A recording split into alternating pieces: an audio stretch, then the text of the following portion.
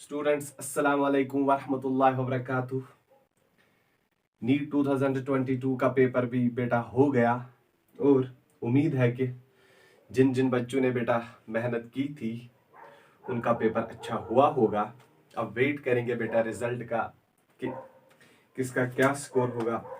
फिलहाल हम बेटा आज के लेक्चर में डिस्कस करने वाले हैं नीट 2022 का बेटा फिजिक्स पेपर। यहां पर हम देखेंगे कि फिजिक्स पेपर बेटा क्या आया था। ठीक है, वही हम बेटा आज डिस्कस करने जा रहे हैं। देखो, पहला क्वेश्चन है बेटा, मेरे सामने एक पेपर है, इसका पहला क्वेश्चन है, first question, square root of side 1 metre and resistance is placed. देखो बेटा, एक स्क्वायर लूप है। अब इस स्क्वायर लूप का साइड जो बेटा है दैट इज 1 मीटर दिया है। रेजिस्टेंस भी बेटा दी है दैट इज 1 ओम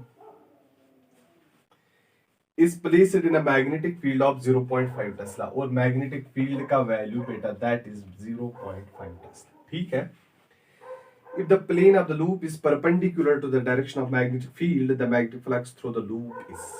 देखो बेटा, मैग्नेटिक फ्लक्स हमें निकालना है फाई और वो बेटा बराबर होता है B A cos of theta. What is this theta? Theta is angle between the magnetic field and the area. देखो बेटा, अब इस क्वेश्चन में बेटा जीरो वेबर भी दिया है ऑप्शन। बहुत सारे स्टूडेंट्स बेटा क्या गलती करते हैं कि वो लिखते हैं कि loop is perpendicular to the direction of magnetic field और बेटा एंगल रखते हैं 90 डिग्री cos 90 जीरो। वो बेटा गलत है। देखो, ये स्क्वायर लूप हम मान लो ये स्क्वायर लूप है, जो इसका एरिया वेक्टर होगा ना बेटा वो बाहर की ओर होगा। अब बाहर की होगा, अगर मैग्नेटिक फील्ड बेटा ऐसे आ रहा है, एरिया वेक्टर बेटा खुद लूप के साथ एंगल 90 डिग्री बना रहा है। That means angle between magnetic field and area vector is 0 degree. तो बेटा यहां पे हमें जो एंगल का वैल्यू यूज करना है that is B A cos of 0 degree. तो वो आएगा बेटा cos 01 बी ए। तो हम बेटा देंगे, मैग्नेटिक फील्ड का वैल्यू दिया है 0.5 इंटू दिस एरिया आएगा बेटा एल स्क्वायर। 0.5 इंटू एल का वैल्यू बेटा 1 स्क्वायर, वो आएगा सिंपली बेटा 0.5 weber. This is the answer of the first question बेटा, 0.5 वेबर। यहां पर जो बेटा इसने रेजिस्टेंस भी क्वेश्चन में दी थी, ये बेटा इसने ऐसी ही दी थी कंफ्यूज करने के लिए बच्चों को।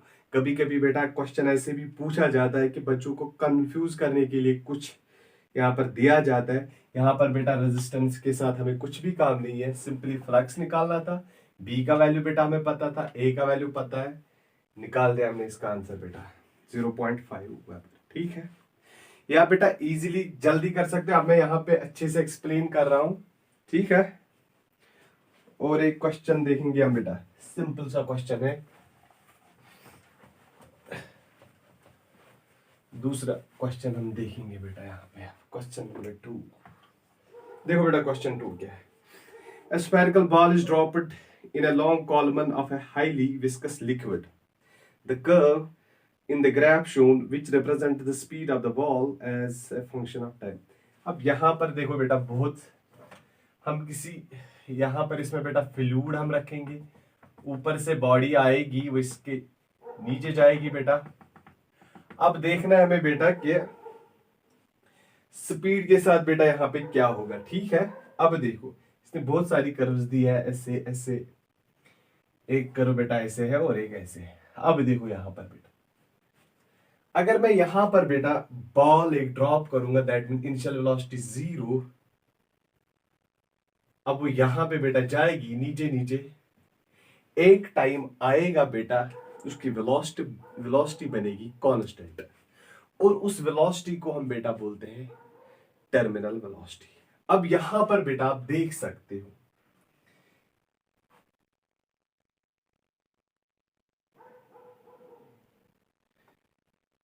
यहां पर चाहे डी और टी के दरमियान बेटा ग्राफ है दैट इज डी। देखो बेटा ये वेलोसिटी और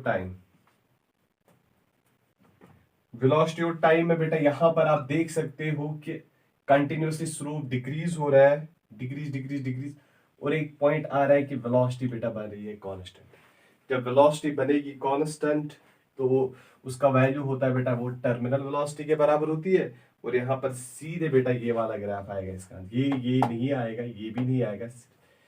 ऑप्शन में बेटा है बी। यहाँ पर ये बेटा ऑप्शन पहला ऑप्शन है, लेकिन जो ग्राफ करो बी है, करो बी इसका आंसर है, याद रखना बेटा। वेलोसिटी कांस्टेंट बनेगी आगे जाके, ठीक है। पहले तो वेलोसिटी डिक्रीज हो जाएगी बेटा कंटिन्यूअसली, फिर आगे जाके वेलोसिटी रहेगी बेटा कांस्टेंट, ठीक है। अब देखो दूसरा question. The angular speed of flywheel moving with a uniform angular acceleration changes from, देखो बेटा क्या हो रहा है इस क्वेश्चन में, 1200 RPM revolution per minute to 3120 revolution per minute, ठीक है बेटा, revolution per minute। टाइम भी दिया बेटा 16 seconds। The angular acceleration in radian per, अब हमें पता है बेटा फॉर्मूला होती है बराबर del omega by del T. वो क्या आएगा, omega 2 minus omega 1 divide by del T. Omega 2 का वैल्यू बेटा 3120 माइनस इसका वैल्यू क्या आएगा 1200 डिवाइड बाई 16। लेकिन बेटा आप यहाँ पे क्वेश्चन में चेक करो कि रेवोल्यूशन पर मिनट में दिया है, लेकिन जो हमें बेटा अल्फा निकालना है वो हमें निकालना है रेडियन पर सेकंड स्क्वायर में। तो हम इसको बेटा चेंज कर देंगे, 2π/60 के साथ मल्टीप्लाई कर देंगे, होगा बेटा सेकंड में चेंज, ठीक है। तो क्या आएगा, ये आएगा बेटा 0, वो आएगा 2, ऐसे 11 माइनस 2 बेटा आएगा 9, 2 माइनस 1 1 डिवाइड बाई बेटा 16 इंटू π/30, ठीक है बेटा। अब 0 0 हो गया बेटा, यहाँ पे कैंसल। अब 3 यहां से रहा 3 6, यहाँ पर एक 1 to 12 that will be 4 और बेटा 4। तो सिंपली बेटा आंसर 4π, क्या यहाँ पे ऑप्शन है, हाँ ऑप्शन नंबर 1 है बेटा, यहाँ पे 4π रेडियन पर सेकंड स्क्वायर है बेटा इसका आंसर। देख सकते हो हमने बेटा सिंपल क्वेश्चन था, फार्मूला बेस्ड क्वेश्चन था। बहुत सारे क्वेश्चन मैंने बेटा ये करवाए हैं क्लास में। अब और एक क्वेश्चन यहाँ पर सिंपल सा क्वेश्चन है, करने की जरूरत ही नहीं है बेटा। The angle between the electric lines of force and the equipotential surface. पहले ही जब भी इक्विपोटेंशियल सरफेस पढ़ते हैं बेटा, पहले ही लेक्चर में आप ये देखते हो 90 डिग्री है बेटा इसका answer. Angle between electric lines of force and the equipotential surface is simply 90 degree, ठीक है। सिंपल क्वेश्चन था बेटा, एक्सप्लेन करने की जरूरत नहीं थी, देखो आप बेटा यहां पर एक क्वेश्चन है लिफ्ट का बेटा, ये भी एप्लीकेटिव पार्ट ही है बेटा, सिंपल सा क्वेश्चन है। थोड़ा यहां पर तो बेटा थोड़ा बहुत यहां पर अप्लाई करना है कैलकुलेशन। देखो टोटल मास जो बेटा है दैट इज 200 kg, ठीक है बेटा। An electric lift with a maximum load of 2000 kg, वो हम बेटा सीधे या वेट में लिखेंगे। अगर 2000 kg आया है तो वेट कितना होगा बेटा 2000 न्यूटन, ठीक है। Is moving up with a constant speed of 1.5 metre पर सेकंड स्क्वायर, दैट मींस ये बेटा ऊपर जा रहा है 1.5 मीटर पर सेकंड स्क्वायर। अब जब बेटा इसने कांस्टेंट की बात की है ना यहाँ पे, ये है इंपॉर्टेंट, वो हम आगे देखेंगे, ठीक है। The frictional force opposing the motion is 300 Newton. Opposite में बेटा और एक फ्रिक्शनल फोर्स हमें अपोज कर रहा है, आगे ऊपर जा रहा है, दैट इज 300 न्यूटन, 3000 न्यूटन, ठीक है। The minimum power delivered by the motor to the lift, हमें बेटा मिनिमम पावर का वैल्यू यहां पे निकालना है। अब देखो बेटा यहां पर भी एक्चुअली हम बेटा यूज करेंगे ना force is equal to mass into acceleration. ये दिखता बहुत इजी है बेटा, लेकिन यही हम तो यूज करेंगे। देखो अब नेट फोर्स अब ऊपर एफ की वजह से बेटा ऊपर जा रहा है, लेकिन क्वेश्चन है कि बेटा कांस्टेंट है वेलोसिटी से। अब net force F minus downwards बेटा इसको 20,000 न्यूटन प्लस बेटा 3000 न्यूटन, प्लस नहीं बेटा माइनस होगा, एफ को ये माइनस होगा, equal to mass into acceleration, acceleration यहाँ पे बेटा जीरो होगी। अब बेटा वेलोसिटी कांस्टेंट है तो एक्सेलरेशन का वैल्यू क्या आएगा यहाँ पे जीरो, तो मैं बेटा यहाँ पे सिंपली जीरो लिख दूंगा। समझ आया ना क्यों मैंने जीरो लिखा, बिकॉज वेलोसिटी कांस्टेंट। तो क्या आएगा -2300 न्यूटन इक्वल टू जीरो। तो एफ का वैल्यू आएगा बेटा सिंपली 2300 न्यूटन। ठीक है, अब हमें बेटा यहाँ पे पावर निकालना था, वो किसके बराबर था, फोर्स इंटू वेलोसिटी। फोर्स का वैल्यू कितना है बेटा, वो हमने निकाला 23000 मल्टीप्लाई वेलोसिटी। क्या वेलोसिटी दी हुई है वो हमने अभी देखा बेटा 1.5, ये है बेटा 1.5। अब 2300 ऑप्शन देखो बेटा 1.5, दैट मीन्स 2300 को और इसका हाफ ऐड करो, क्योंकि इसको बेटा मल्टीप्लाई किसके साथ करना है 1.5 के साथ, वो आएगा सिंपली यहाँ पर 34500 न्यूटन वाट बेटा। समझ आया ना बेटा, मैंने इसके साथ इसको मल्टीप्लाई कर दिया, सिंपल है बेटा, इजीली आएगा। इसका आधा इसके साथ ऐड कर दिया मैंने बेटा, वो आएगा 34500 न्यूटन, क्योंकि इसको मल्टीप्लाई कर रहा है 1.5 के साथ। ठीक है, इतना मैथमेटिक्स तो आप सबको आता होगा बेटा।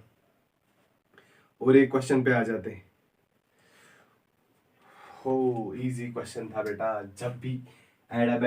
जब भी कर्व्स की बात करते हैं ना बेटा, कोई भी पढ़ाता होगा पहले तो यही वो पहले लेक्चर में ही बेटा हम ये पढ़ते हैं। ठीक है, इजी था ये क्वेश्चन, बहुत इजी था, सबको आना चाहिए था।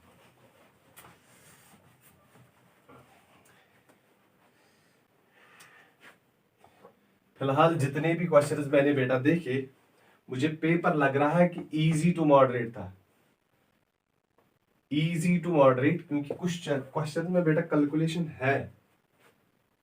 अब यहां पर देखो बेटा, पावर, ये प्रेशर है बेटा, यहां से velocity, P pressure V velocity. अब इसने ऐसे दिए है बेटा, करो थर्ड, करो सेकंड, 1 2 4। अब देखो बेटा, इसने यहां पे बोला the curve which represent the adiabatic process. Adiabatic process में बेटा क्या होता है, पहले हम देखेंगे बेटा एडियाबैटिक प्रोसेस। ये वाली प्रेशर कांस्टेंट है तो आइसोबारिक है, हो गया, ये नहीं है बेटा। यहां पर वॉल्यूम कांस्टेंट आइसोकोरिक, ये भी नहीं है। अब इन दो का लोचा है बेटा, या तो 3 आ सकता है या तो 2 आ सकता है। लेकिन जो एडियाबैटिक है ना बेटा, एडियाबैटिक उसकी कर्व बेटा स्टीपर होती है देन आइसोथर्मल, और वो बेटा गामा टाइम्स आती है, गामा टाइम्स आइसोथर्मल। ठीक है, तो बेटा यहां पर आप चेक करो। अब किसकी कर्व ज्यादा स्टीपर है, 3 और 2? हमें दिख रहा है बेटा 2, तो बेटा कर्व 2 यहां पर है आंसर, यहां पर ऑप्शन फर्स्ट में है 2। ये बेटा एडियाबैटिक कर्व है, क्योंकि ये ज्यादा स्टीपर है बेटा। ठीक है, और एक क्वेश्चन ये भी सिंपल है, करने की जरूरत ही नहीं है बेटा। The peak voltage of the AC source is equal to, अबे ये भी दिखाना है क्या, VRMS हमने पढ़ा है बेटा, V0/√2। तो V0 क्या आएगा, √2 टाइम्स VRMS, यही तो है ऑप्शन, बिल्कुल √2 times the RMS value of the AC source. Simple था बेटा। अब यहां पर बेटा अच्छा क्वेश्चन है, ठीक ठाक क्वेश्चन हम इसको कहेंगे, यहां पे कंजर्वेशन ऑफ मोमेंटम पे बेटा क्वेश्चन दिया है, बहुत अच्छा क्वेश्चन है, लेकिन है ये भी इजी। अब देखो बेटा, शल्लेख है, अभी तो ये बेटा रेस्ट पे है, अब होगा क्या, अब होगा एक्सप्लोजन, वही तो होगा, अब एक्सप्लोड होगा, एक्सप्लोड्स। ठीक है बेटा, अब ये एक्सप्लोजन हो गया बेटा यहाँ पे। अब एक्सप्लोजन में बेटा क्या होगा कि एक मास, ये बोल रहा है कि it explodes into 3 fragments having masses in the ratio 2:2:1। ये है बेटा मैं ratio. If the fragments having equal mass fly off along mutually perpendicular directions with speed v, the speed of the third fragment is। अब देखो बेटा, अब एक fragment बेटा चला गया यहां से, अब दूसरा फ्रेगमेंट बेटा जा रहा है यहां से, एंगल क्या है 90 डिग्री, मास क्या है 2m, मास 2m। अब वेलोसिटी इसकी बेटा हम क्या लेंगे v, इसकी भी वेलोसिटी बेटा v, जो इनका आएगा नेट दैट विल बी, वो बेटा यहां से आएगा, वो क्या आएगा 2m नहीं लेंगे 2v, 2v मास ही है बेटा 2v रखेंगे, 2v रखेंगे, ठीक है। अब वो आएगा ऐसे बेटा, वेक्टर सम ले लो 2v square plus 2v square, तो क्या आएगा वो बेटा 2 टाइम्स 4v स्क्वायर, उसको बेटा ऐसे भी लिखेंगे 2 इंटू 2 स्क्वायर v स्क्वायर, ये तो ये कैंसिल हो जाएगा, तो बेटा 2√2v आया बेटा इन दो की नेट वेलोसिटी, ठीक है। अब थर्ड फ्रेगमेंट बेटा जो है यहां पर कंजर्वेशन ऑफ मोमेंटम बेटा यूज कर रहे हैं, जो इनिशियली मोमेंटम होगा वो फाइनली भी होगा। अब जो थर्ड, अगर इन दो का रिजल्टेंट बेटा यहां से निकल रहा है, जो इनका जो थर्ड फ्रेगमेंट है वो ऑब्वियसली बेटा that must go opposite to this, तब ही बेटा जो यहां पर कंजर्वेशन ऑफ मोमेंटम है वो मेंटेन रहेगा, क्योंकि इनिशियली जो कंजर्व मोमेंटम है वो बेटा 0 है, क्योंकि ये बॉडी यहां पे रेस्ट पे है बेटा, ठीक है। That means according to law of conservation of momentum ये बॉडी जानी चाहिए बेटा यहां से ही। अब इसका मास हमने देखा बेटा 1 और रखेंगे v डैश, अब 1v डैश होना चाहिए बेटा बराबर किसके 2√2v के, वो आएगा v dash equal to 2√2v, यही तो हमें निकालना था इस क्वेश्चन में बेटा, है ऑप्शन बिल्कुल एग्जैक्टली 2√2v है इस बेटा इसका आंसर। हो गया ये क्वेश्चन भी सिंपल था। अब यहां पर ये क्वेश्चन क्या है, अब क्या ही दिखाए इस क्वेश्चन को बेटा, the graph he shows the variation of the de Broglie wavelength of particle and its associated momentum। अबे यार बहुत इजी था, बहुत इजी, यहां से लैम्बडा, यहां से p इनवर्सली प्रोपोर्शनल बेटा आएगा, ठीक है। ये तो सबको पता है, दिखाने की जरूरत ही नहीं थी बेटा। आ जाते हैं और एक क्वेश्चन पे।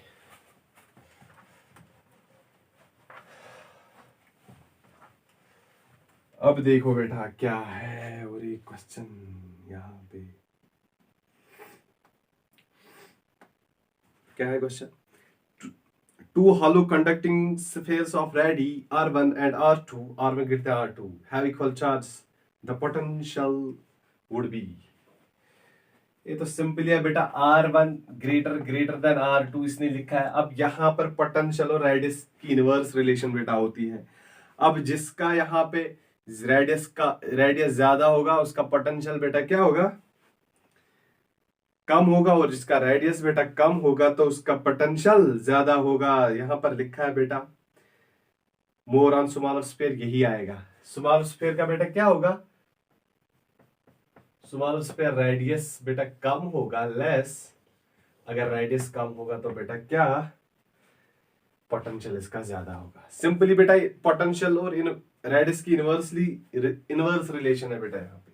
अब जिस स्मॉल स्फीयर रेडियस कम होगा तो पोटेंशियल क्या होगा ज्यादा, तो सिंपली इसका ऑप्शन है बेटा मोर ऑन स्मॉल स्फीयर। यहाँ पर बहुत गर्मी है बेटा, बहुत ज्यादा। A biconvex lens has radii of curvature 20 centimeter each. If the refractive index of the material of the lens is 1.5, the power of the lens is, अबे बहुत सारे क्वेश्चंस किए हैं, बहुत इजी था। We know that power होता है बेटा बराबर 1/f, और 1/f होता है बेटा बराबर mu minus 1/r1 minus 1/r2, यही तो होता है ना बेटा, दैट इज 1.5 माइनस 1 इंटू 1/। अब यहाँ पे बेटा दिया है ये है 20 और ये आएगा बेटा माइनस 20, क्योंकि अपोजिट में बेटा यहाँ पर ही नेगेटिव आएगा, ये रेडियस 0.5 मल्टीप्लाई वो क्या आएगा बेटा 1/20 प्लस 1/20, सर 0.5 डिवाइड बाई क्या आएगा 2/20, वही तो आएगा ना बेटा 2/20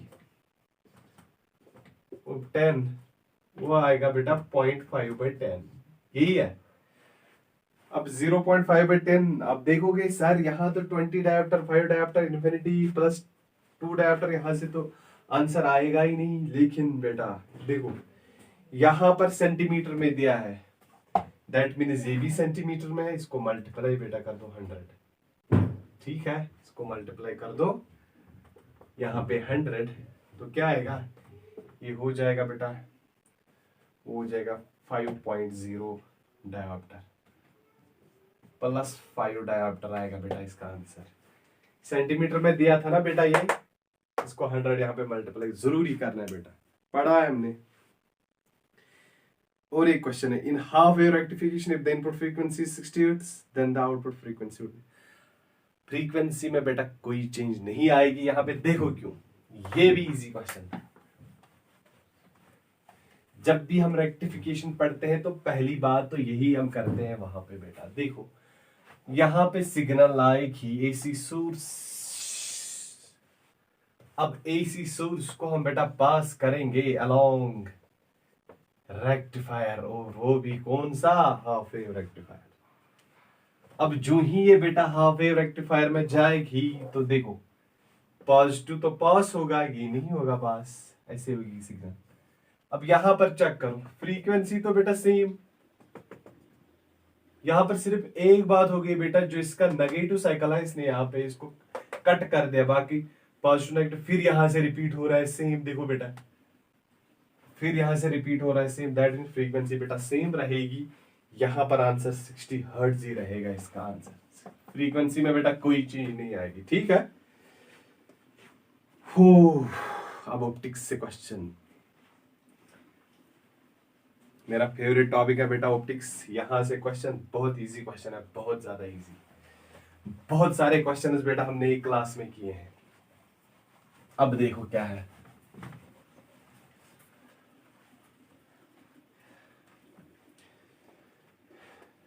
बेटा जितना भी पेपर आया है ना, मतलब 50 क्वेश्चन सारे मैंने दिखाए, कॉपी पे हैं सारे। पेपर भी बहुत इजी था, लेकिन मैं ये भी बता रहा हूं कि ये सारे कॉपी पे थे बेटा। नोट्स जो हमने क्लासरूम में बनाए सारे वही क्वेश्चन थे। ठीक है, अब ये भी बहुत इजी क्वेश्चन है। देखो बेटा, in Young's double slit experiment a student observes 8 fringes in a certain segment of screen when a monochromatic light of 600 nanometer wavelength is used.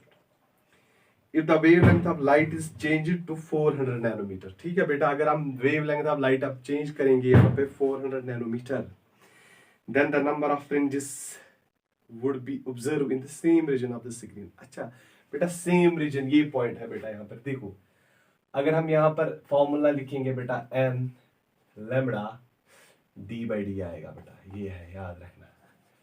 अब इस क्वेश्चन में बेटा यहाँ पे बोला गया है कि पहले तो हम वेवलेंथ लेते हैं 600 नैनोमीटर, वहां पर फ्रिंजेस 8 आते हैं। ठीक है, फिर दूसरे केस में बेटा ये हम चेंज नहीं करते हैं, वहां पर हम वेवलेंथ चेंज करते हैं। तो हम बेटा यहाँ पे लिखेंगे डी और डी भी रहेगा सेम, ये भी सेम, तो मैं लिख सकता हूं n1 lambda 1 equal to n2 lambda 2 easily बेटा। ठीक है, बिकॉज यहां पर ये चेंज नहीं होता, ये क्वेश्चन में दिया है बेटा, ये सेम है दोनों के लिए। अब n1 बेटा देखो 8 फ्रिंजेस बनेंगी, अब मल्टीप्लाई यहां पर वेवलेंथ कितनी हो रही है 600 equal to n2 n2 n2, यही तो हमने बेटा निकालना है n2 का वैल्यू इंटू 600, इन 600 नहीं 400 है बेटा। हो गया क्वेश्चन सॉल्व। अब क्या है इसमें 2, अब n2 का वैल्यू 12, क्या 12 है बेटा option number 3 is the correct answer. आ जाओ क्वेश्चन पे। अब ये तो बहुत इजी क्वेश्चन, काइनेमेटिक्स से बेटा क्वेश्चन है। अब देख लेना कि हमने सारे क्वेश्चंस क्लासरूम में करवाए हैं। देखो बेटा क्वेश्चन क्या है, यहां से लिख दो डिस्प्लेसमेंट और यहां से आप बेटा लिख दो टाइम। ठीक है,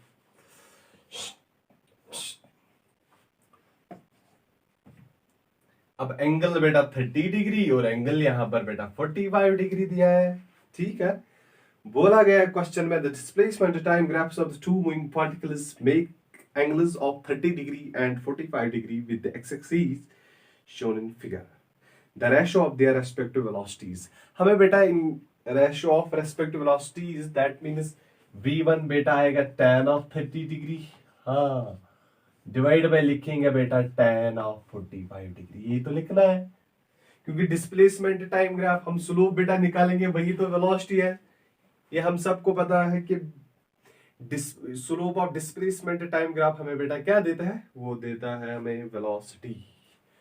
अब बोलो v1 by v2 tan 30 degree बेटा 1/√3, tan 45 डिग्री बेटा आएगा 1, वो तो सबको पता है, सिंपली 1:√3 इज द आंसर।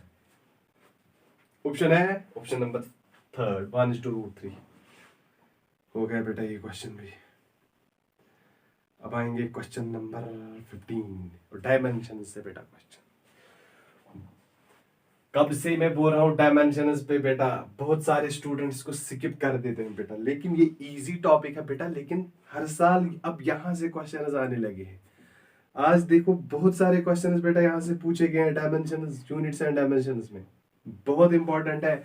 और टॉपिक भी क्या है बेटा, बहुत कम समय लगता है इसको पढ़ने में, बहुत ज्यादा कम time as compare to other chapters बेटा, बहुत टाइम खाते हैं वो। और वहां पर प्रोबेबिलिटी एक क्वेश्चन वहां पर भी पूछा जाता है, आपसे 2-3 क्वेश्चन पूछे गए हैं बेटा यूनिट्स एंड डायमेंशन में सा। तो बेटा इसको अच्छे से पढ़ा करो, ठीक है। अब देखो क्वेश्चन क्या था, यहाँ पे बेटा डायमेंशन दिया हुआ था वहीं से। अब यहां पर बोला गया है कि ये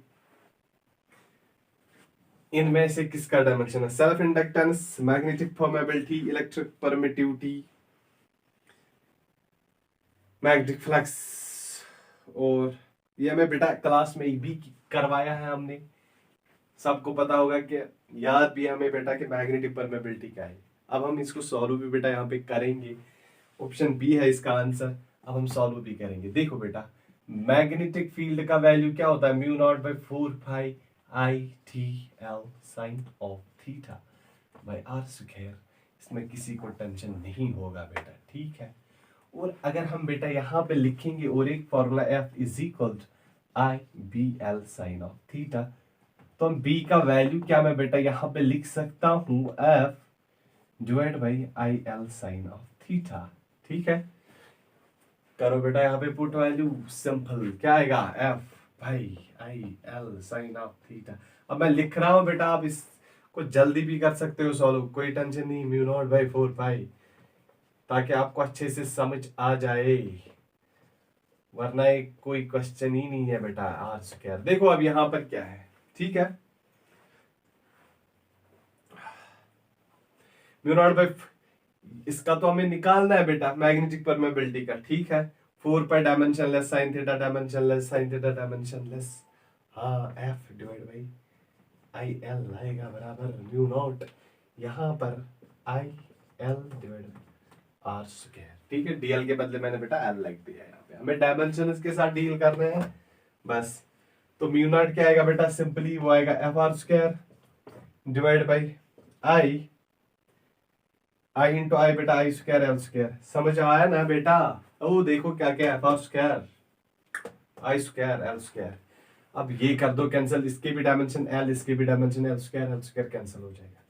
अब F के डायमेंशन क्या है बेटा, mlt-2 डिवाइड बाई, और करंट के dimension that is ampere, mlt-2 a-2। ये है बेटा इसका आंसर। बहुत बार मैंने बेटा, और मैं बोल भी रहा था कि ये इंपॉर्टेंट है एग्जाम के लिए, मैग्नेटिक परमेबिलिटी, क्योंकि निकालने में बेटा थोड़ा बहुत इजी है, लेकिन टफ तो लगता है कि टाइम लगेगा। बहुत सारे तरीकों से हम बेटा इसको निकाल सकते हैं यहाँ पे। अब मैंने दिखाया हमने कि हम इसको कैसे कर सकते हैं, इससे और भी फार्मूला से बेटा हम इसको निकाल सकते हैं, ठीक है। इंपॉर्टेंट था क्वेश्चन, और मैं बता भी रहा था कंटिन्यूअसली। कॉपी बेटा नोट्स चेक करो, वहां पे मैग्नेटिक परमेबिलिटी पे लिखा होगा बेटा इंपॉर्टेंट, मोस्ट इंपॉर्टेंट। अब कोई नहीं पढ़ेगा तो वो मेरी गलती नहीं है बेटा।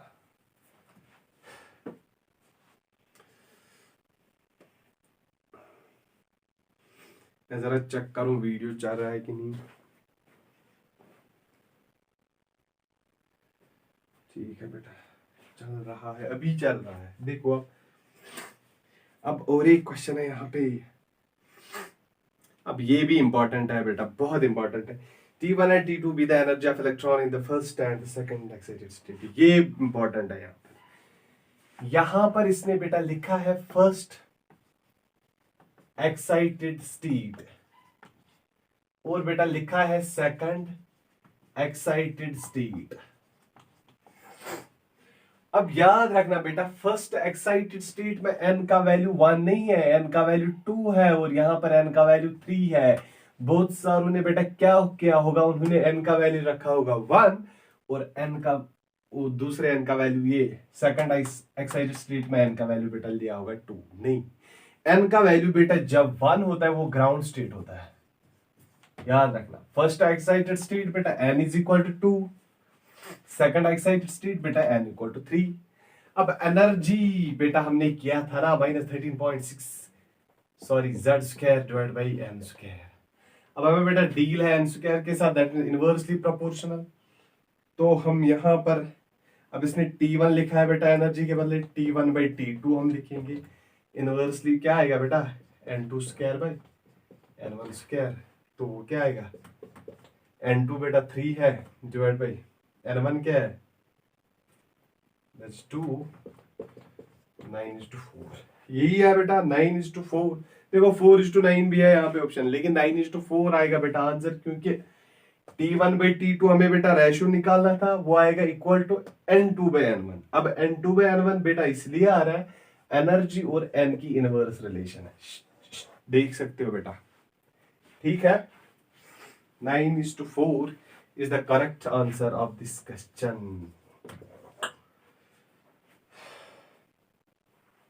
अब और एक क्वेश्चन है बेटा रोटेशनल में से। अब ये भी इजी क्वेश्चन था, क्या दिखाना है अब इस क्वेश्चन में भी, क्या दिखाना है बेटा, बहुत ज्यादा इजी क्वेश्चन है ये भी हम बेटा यही पे कर देंगे। देखो, two objects of mass 10 kg and 20 kg are respectively are connected to the two ends of the rigid rod of length 10 meter with negligible mass। ठीक है बेटा, यहां से बेटा लाओ एक मास 10 kg, लाओ यहां पर बेटा और एक मास 20 kg, और लेंथ भी ले लो बेटा 10 मीटर, सेंटीमीटर नहीं 10 मीटर। ठीक है, the distance of the center of mass of the system from the 10 kg। 10 kg से हमें निकालनी है distance of centre of mass, कहीं भी होगा बेटा वो ठीक है। यहां पर वो होगा क्लोज्ड होगा 20 kg, मतलब ज्यादा क्लोज नहीं होगा, फिर भी as compare to these two वो क्लोज टू 20 kg होगा बेटा, इसलिए होगा क्योंकि इसका मास ज्यादा है। अब हम बेटा इसका ओरिजिन यहाँ पे सेट करेंगे, तो एक्स सेंटर ऑफ मास क्या आएगा, डिस्टेंस वो आएगा बेटा 10 इंटू डिस्टेंस क्या है, वो तो 0 वही पे है 10 kg, प्लस यहाँ पर बेटा 20 इंटू 10 डिवाइड बाई 10 प्लस 20। तो क्या आएगा एक्स सेंटर ऑफ मास बेटा 20 इंटू 10, वो बेटा आएगा 20 इंटू 10 डिवाइड बाई 10 प्लस 20 30। ठीक है, हो गया। अब ये तो निकला 20/3, हाँ एक्स सेंटर ऑफ मास बेटा 20/3 मीटर है, आंसर है इसका ये भी क्या है क्लासरूम में। अब और एक क्वेश्चन है बेटा, ये बहुत इजी है। अब इस क्वेश्चन को हम, when light propagates through a material medium of relative permittivity ER and relative permeability μR, then the velocity of light, दिखाया है मैंने बेटा क्लास में, अब क्या ही दिखाना, बहुत इजी है। यह है बेटा इसका आंसर ER μR, ये हमने बेटा बहुत बार किया है, बहुत इजी है।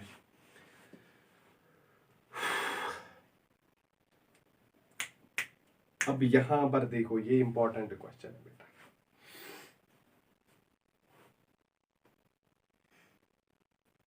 टू रेजिस्टर्स ऑफ रेजिस्टेंस 100 ओम।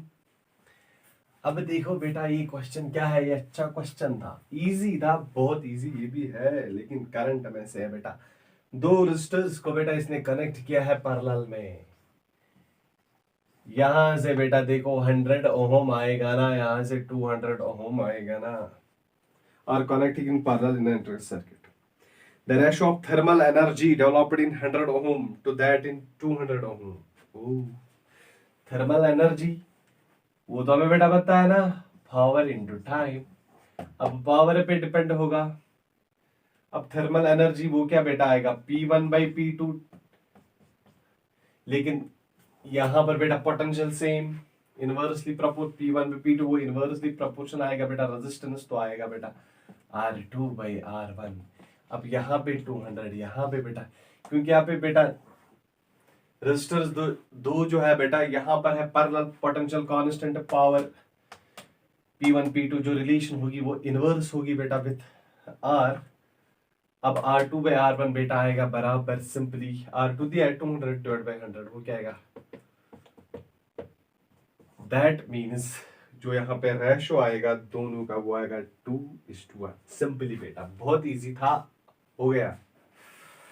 ठीक है, 2:1 है बेटा इसका answer.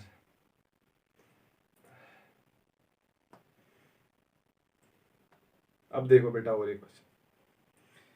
If the initial tension on the string is doubled, then the ratio of the initial and the final speeds of transverse wave. पहले तो हम बेटा यहाँ पर देखेंगे कि वेलोसिटी की रिलेशन होती है T/μ. अब हम म्यू के साथ कुछ काम बेटा नहीं है, मास पर यूनिट कुछ नहीं करना, डायरेक्टली प्रोपोर्शनल √T. ठीक है बेटा, यही तो हमने देखा. V1/V2 निकालना है क्या हमें बेटा, final speed of transverse wave, then the ratio V1/V2 ratio बेटा में निकाला. अगर यहाँ पर T है बेटा, यहाँ पर 2T है, T क्या होगा, कैंसल 1/√2. तो V1/V2 इज 1/√2 आएगा बेटा, 1:√2 आएगा इसका आंसर. समझ आ रहा है ना बेटा, क्या किया, V जो स्पीड है directly proportional to √2, tension in, ये बेटा टेंशन इन स्ट्रेचड स्ट्रिंग बेटा, दैट इज √2. अब यहाँ पर V1, यहाँ पर आएगा बेटा T. अब दूसरे केस में इसने बोला इनिशियल टेंशन स्ट्रेचर्स डबल्ड, फिर यहां पर V2, यहां पर आएगा बेटा 2T. ठीक है, T और T क्या होगा, simply cancel, 1:√2. √2 is the answer. बहुत इजी था बेटा. अब और एक क्वेश्चन है बेटा यहाँ पे, ये तो बहुत ज्यादा इजी है. अब इसको क्या ही दिखाना है, a light ray falls on a glass surface of refractive index √3 at an angle of 60 degree बेटा. ठीक है, the angle between the refracted and the reflected rays would be. हो बेटा, ब्रेविस्टर्स लॉ हमने बेटा पढ़ा है, सिंपल है बहुत. एंगल बेटा वहां पे होता है 90 डिग्री. अब क्या दिखाएं इसको, क्योंकि अब बोलोगे यहां पर देखो बेटा, क्यों, सिंपली है ना, यहां पर दिया है tan 60 degree equal to mu. अब tan 60 होता है बराबर √3, वो तो दिया है tan 60 degree equal to √3. That means ये फॉलो यहाँ पर ब्रेविस्टर्स लॉ कर रहा है.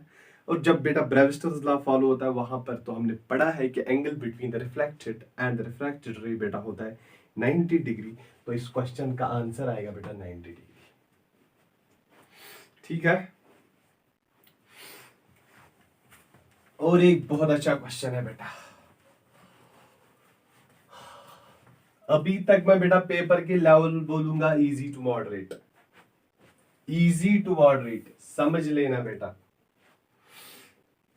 क्योंकि कुछ क्वेश्चंस थे बेटा जिन पे थोड़ा बहुत आपको कैलकुलेशन करनी थी और सोचना भी था कि क्या क्या यूज करेंगे. और एक क्वेश्चन है बेटा, देखो, the ratio of radius of gyration of a thin uniform disc about an axis passing through its centre and normal to its plane to the radius of gyration of the disc about its diameter. अब देखो बेटा, यहाँ पर disc एक बनाएंगे हम बेटा, ठीक है.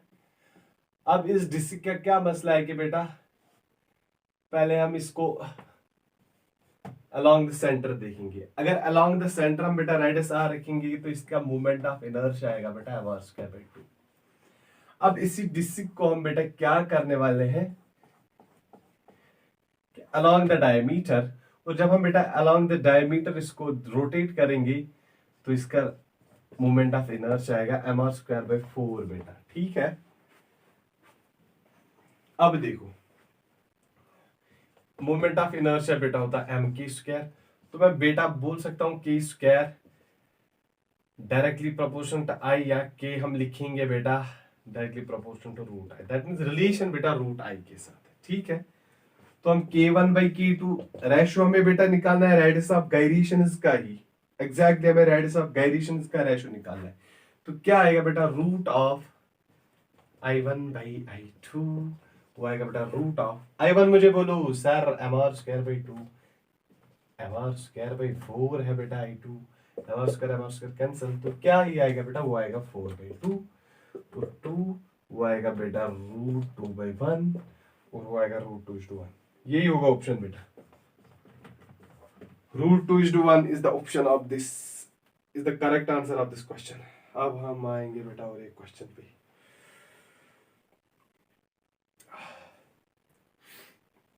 ये इजी है, ये बहुत बहुत बहुत इजी क्वेश्चन है जो अब आ रहा है, सिंपल फार्मूला यूज करनी थी बेटा। देखो क्या क्वेश्चन है, the energy that will be ideally radiated by 100 kilowatt transmitter in 1 hour is, ठीक है बेटा।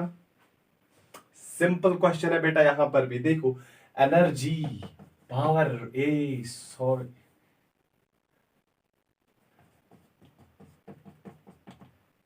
ठीक है बेटा, एनर्जी निकालनी है तो पावर इंटू टाइम, तो पावर का वैल्यू मुझे बोलो 100 into 10⁻³ watt kilowatt into 1 hour बेटा 60 मल्टीप्लाइड बाई 60, तो क्या ही आएगा शाबाश 60 60 100, शाबाश बेटा बोलो।